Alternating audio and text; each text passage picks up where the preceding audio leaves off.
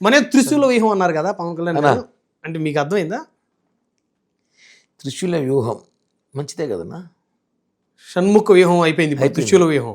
అధికారంలో ఉన్నాం కాబట్టి త్రిశూల వ్యూహం ఉపయోగించాలంటే మా పార్టీకి బలోపేతం చేసుకుంటున్నాం. నెక్స్ట్ సార్ చెప్పినట్టు కూటమిలో ఉంటాం. 21 పోటీ చేయను, నెక్స్ట్ 55 పోటీ చేస్తాం, 60 పోటీ చేస్తాం. ఓకే, 60కి మాకు అభ్యర్థులు ఉన్నారు, మొన్న కూడా ఉన్నారు, సందర్భం లేదు.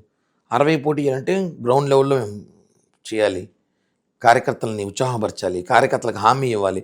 కార్యకర్తల ఇంటికి వెళ్ళి ఒకరోజు ఉంటానని చెప్పాడు ఆయన. అవన్నీ అంటే చెప్పడానికే సాధ్యపడతాయి అంటారా? చేయాలి, ఎందుకు కదన్నా, ఎందుకు కాదన్నా. ఆయనకున్న బిజీ షెడ్యూల్లో ఆయన బిజీ పాలిటిక్స్ సార్, ఇంకా అయిపోయిన సినిమాలు కూడా.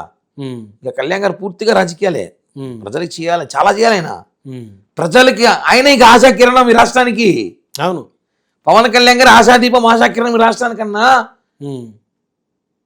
పవన్ కళ్యాణ్ గారే చూస్తున్నారు, రాష్ట్రమంతా చూస్తున్నారు, రాష్ట్రమంతా చూస్తున్నారు, ఒక కులమంతా చూస్తూ ఉంది, ఎస్సీ ఎస్టీలు చూస్తున్నారు, బీసీ మైనార్టీలు చూస్తున్నారు.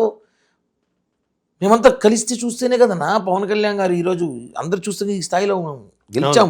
100% స్ట్రైక్ రేట్ నాకు తెలిసి ఇండియాలో ఎవరికి లేదనుకుంటా. అవును, కాబట్టి కళ్యాణ్ గారి మీద త్రిశూలం ఉంటే ఇంకా చాలా కసి ఉంది ఆయనకి. ఏదో చేయాలి, ప్రజలకి చేయాలి, కార్యకర్తలకి చేయాలి. ప్రతి కార్యకర్తకి న్యాయం మీద జరుగుతుందన్నా. నేను ఒకటే చెప్తున్నా, నాకు అనుభవం ప్రజారాజ్య పార్టీ నుంచి పవన్ కళ్యాణ్ గారితో ఉన్నాం కాబట్టి చెప్తున్నా, ఓపిక పట్టాలి. ఎవరికి అసలు బాధ్యత వాళ్ళకి ఇస్తారు. దేవుని సేవ చేసే దేవుని చేయిస్తారు, కార్పొరేషన్ ఉన్నాడు కార్పొరేషన్లో ఉంటాడు, పార్టీ బలమైనడు పార్టీ కమిటీలో ఉంటాడు. ఎవరిని ఎక్కడ పెట్టారు ఆయనకు తెలుసు. చాలామంది ఏమో కానీ ఏం తెలియదు అనుకుంటారు. అవును, ప్రతిదీ చూస్తారు ఆయనకి ప్రతిదీ తెలుసు. ఎవడు ఏమో తెలుసు. బ్రహ్మనాయుడు ఏం చేస్తారు, కిరణ్ రాయలు ఏం చేస్తారు, ఇంకొత్తను ఏం చేస్తారు, ప్రతిదీ ఆయనకు తెలుసు, ఆయనకు అన్నీ తెలుసు. బట్ సమయం సందర్భం వచ్చినప్పుడు మాత్రమే ఆయన మాట్లాడతాడు. బట్ ఆయన ఒక చెప్తారు, ఒక్కోసారి చాలా ఓపిక పట్టాలి. ఆయన ఈరోజు 5 ఏళ్ళు ఓపిక పట్టాడు, 2 చోట్ల ఓడిపోయి. అవును, ఈరోజు ప్రపంచమే మెచ్చుకున్న నాయకుడు అయినాడు. కాబట్టి ఆయన ఇన్స్పిరేషన్ తీసుకుని పోతున్నారన్న. మా జన సైనికులు చాలామంది ఆవేశంగా ఉంటారు, మా సోదరులతో మనతో పడిన వాళ్ళు. అంటే వాళ్ళందరూ కూడా వెంటనే మనం గవర్నమెంట్ వచ్చేసాం కదా, మనకి అది జరిగిపోతారు, వెంటనే కలెక్టర్ ఆఫీస్ పోతే కలెక్టర్లు వేయాలంటాడు, ఎస్పీలు ఎట్లేస్తాను. అది అంత ఈజీ కాదు కదా నాయకత్వం. అంటారు నా మన గవర్నమెంట్ పోతే కలెక్టర్ మనకు లేదు, కలెక్టర్ లేస్తాడు ఆయనకు, ఎస్పీలు వేస్తాడు మీకు, డిఎస్పీలు మనం పోతే. నీ సమస్యను ఎత్తుకోబో, గౌరవంగా పని చేయించుకో, గౌరవంగా పని జరుగుతుంది, న్యాయంగా పో. నువ్వు జగన్ గవర్నమెంట్లో ఉన్నట్టు పోతే ఇక్కడ కుదరదు. ఇది ఆ గవర్నమెంట్ కాదు, ఇది జగన్ గవర్నమెంట్ కాదు, ఇది కూటమి గవర్నమెంట్. ఇక్కడ అన్ని సిస్టమేటిక్గానే ఉంటుంది. ఇక్కడ నేను సిస్టమ్ బ్రేక్ చేసిపోతానంటే నీకు బ్రేక్లు వేస్తారు. ఓకే, వాస్తవం. కలెక్టర్ దగ్గర పో, పలానా సమస్య ఉంది సార్, పలానా చేయాలి. మన అధికారంలో ఉన్నావు కాబట్టి 2 రోజులు లేట్ అయ్యేది, ఒకరు ముందు చేస్తారు అంతే. పలానాడు వచ్చినాడబ్బా, జనసేనలో ఉంటాడు, పాపం వారంగా తిరుగుతున్నాడు, ఎవరో సమస్య అంటే చేసి పంపించాడని చెప్తారు.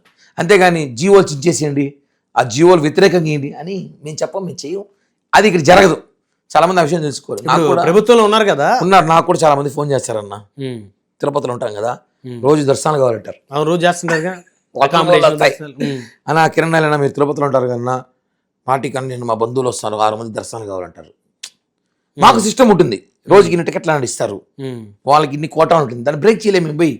రోజాలాగో, చెవిరెడ్డి లాగో, పెద్దిరెడ్డి లాగో లిస్టు పంపించి 150 టికెట్లు మాకు 200 టికెట్లు అడగలేం కదా.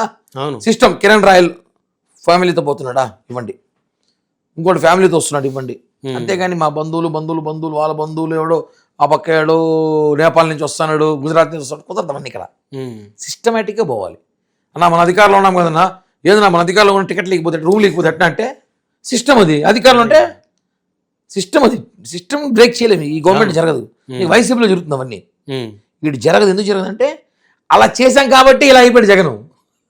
ఓకే, ఆ సిస్టమ్ బ్రేక్ చేశాడు కాబట్టి 175 నుంచి 151 సీట్ల నుంచి 7 పడిపోయాడు. వచ్చి 170 గెలుస్తామన్నాడు, 151 గెలిచాడు, లాస్ట్కి 11కు వచ్చాడు. ఇప్పుడు తిరుపతిలో బాగానే సెటిల్మెంట్లు చేసుకుంటున్నారా మంచిగా? ఇప్పుడు మీకే చెప్పాం కదన్నా, ఎవరు సిస్టమ్ దాటి ఏం చేయలేం మనం, సిస్టమ్ దాటి ఏం చేయలేము. సెటిల్మెంట్లు ఎందుకు వస్తాయన్నా? వైసీపీ గవర్నమెంట్లు చేసినట్టు చేయాలి, సెటిల్మెంట్ కుదరదు.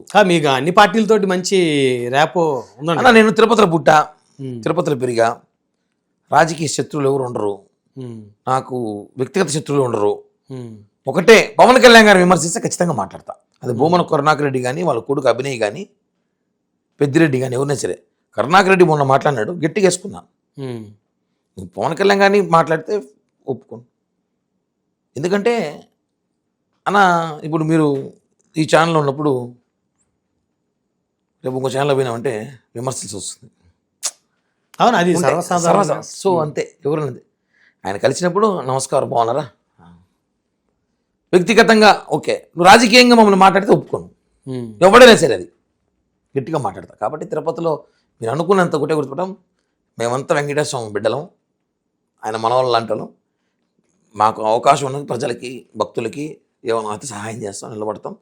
అంతేగాని ఈ సెటిల్మెంట్లు దందాలు ఇవన్నీ ఇప్పుడు జరగదు, ఈ గవర్నమెంట్ జరగదు. అవన్నీ గతంలో జరిగిందా? జగన్ అదే చేశాడు, కరుణాకర్ రెడ్డి అదే చేశాడు, అభిమన్యు రెడ్డి అదే చేశాడు, చెవిరెడ్డి అదే చేశాడు.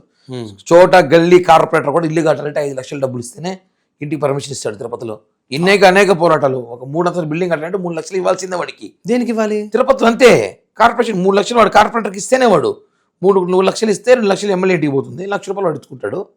ఉమ్. కార్పొరేషన్ ఫోన్ చేసి చెప్తారు, గవర్నమెంట్ డబ్బులు వాళ్ళకి ఇంకా కార్పొరేషన్ పోవాల్సిన 1 లక్ష రూపాయలు 3 లక్షలు తీసుకున్నాడు, ఫోన్ చేసి పలానా వ్యక్తి వస్తాడప్ప బిల్డింగ్ పర్మిషన్ ఇచ్చేది, అయిపోయింది. ఇంత దారుణంగా జరిగాయి, దారుణంగా జరిగాయి. తిరుపతి కార్పొరేషన్లో 100 కోట్ల స్కామ్ జరిగిందన్న. ఇప్పుడు ఎలా ఉంది? చెప్తున్నాం కదా, ఉమ్. సిస్టమ్ అంతే, చాలా ప్రశాంతంగా. ఇప్పుడు ఎమ్మెల్యే గారు ఎవరిని డిస్టర్బ్ చేయకుండా, ఇబ్బంది లేకుండా ఉన్నారా? అన్న ఇక్కడ మీకు అర్థం కావట్లేదు, ఇది సిస్టమ్ ప్రకారం పోతుంది. సో ఎవరు ఏం నేను ఎమ్మెల్యే గారు అని చెప్పేసి ఆయన పోయేసి నేను చెప్పాను కదా, రేపు చేసే పని ఈరోజు చేసి పెడతారేమో, అంతేగాని పనినైతే లేని పని చేయలేరు. గత ప్రభుత్వంలో లాగా లంచాలు తీసుకోవడం అన్న ఇక్కడ తవ్వకూడదు ఉమ్. అని రూల్ ఉంది అనుకో, గవర్నమెంట్ రూల్. ఉమ్. వైసీపీలు తవ్వమంటారు, అక్కడ 3 అడుగులు 30 అడుగులు తవ్వమంటారు. మేము ఇక్కడ తవ్వకూడదు అంటే సో వదిలేండి, పక్క తవ్వండి. ఓకే, అది మా పరిస్థితి. ఉమ్. అక్కడ తవ్వండి మీరు, ఉమ్. తవ్వి కనపడకుండా కూర్చోండి అంటే అధికారులు ఒప్పుకోరు. జరగదు సార్ ఇవంతా, ఉమ్. ఇక్కడ చంద్రబాబు గారు పవన్ కళ్యాణ్ గారు ఒప్పుకోరు, ఇది జరగదని ముందే చెప్పేస్తారు అందరూ. కాబట్టి మాకు తెలుసు, కాబట్టి మా దగ్గరికి ఏమైనా వస్తారు అనుకో, అలా పలానా ల్యాండ్ ఒకటి ఉందా, చిన్న సెటిల్మెంట్ ఉందా వాళ్ళు చెప్పుకున్నట్టే ఫస్ట్ కాగితాలదా ఎవరి పేరుతో ఉంది, ఏం పరిస్థితి, ఎంఆర్ఓ దగ్గరికి వెళ్ళి ఫస్ట్ ఎంఆర్ఓకి ఫోన్ చేస్తా, ఏం సార్ పలానా వ్యక్తి వచ్చాడు, ఏం సార్ అంటే, లేదు సార్ డిస్టర్బెన్స్ ఉందంటే వాడు ఫోన్ ఎత్తనికి నేను ఓకే, వాడు మళ్ళీ నాకెందుకు పంచాయితీ.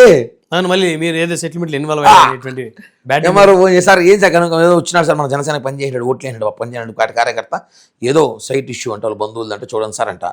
ఎంఆర్ఓ గారు కిరణాలు ఫోన్ చేయడం చూసి సార్ ఎంక్వైరీ చేసి, లేదు ఇది డిస్టర్బెన్స్ ఉంది సార్, ఇది అలిగేషన్ ఉంది, కోర్టులో చూసుకోలేదు, కోర్టులో చూసుకోవాలి, లేకపోతే లీగల్గా ఆ పక్కనతో మాట్లాడుకోని చెప్పండి సార్ అని అనుకో. వాడికి చెప్తా, బాబు ఇది నా దగ్గర రాదు, నువ్వు కోర్టుకి వెళ్ళి అంటావు. లాస్ట్ గవర్నమెంట్ అట్ట కాదు, అభినయ్ కరుణాకర్ రెడ్డి కొడుకు ఫోన్ చేస్తే ఎంఆర్ఓ ఇంటికి వచ్చి ఆ పేపర్లు ఇచ్చి కొత్త పేపర్లు టైప్ చేసి చేసిపోతాడు. జరిగాయి ఇలాంటివి, ఇక్కడ జరగవు. కాబట్టి ఊరికి ప్రజల దందాలు సెటిల్మెంట్లు ఏమి ఉండవు, ప్రశాంతమైన జీవితం, ప్రశాంతంగా ఉండమంతే. సో తిరుపతి ప్రశాంతంగా ఉంది, చాలా రాష్ట్రమే ప్రశాంతంగా ఉంది, తిరుపతి ఒకటే కాదు, రాష్ట్రం ప్రశాంతంగా ఉంది.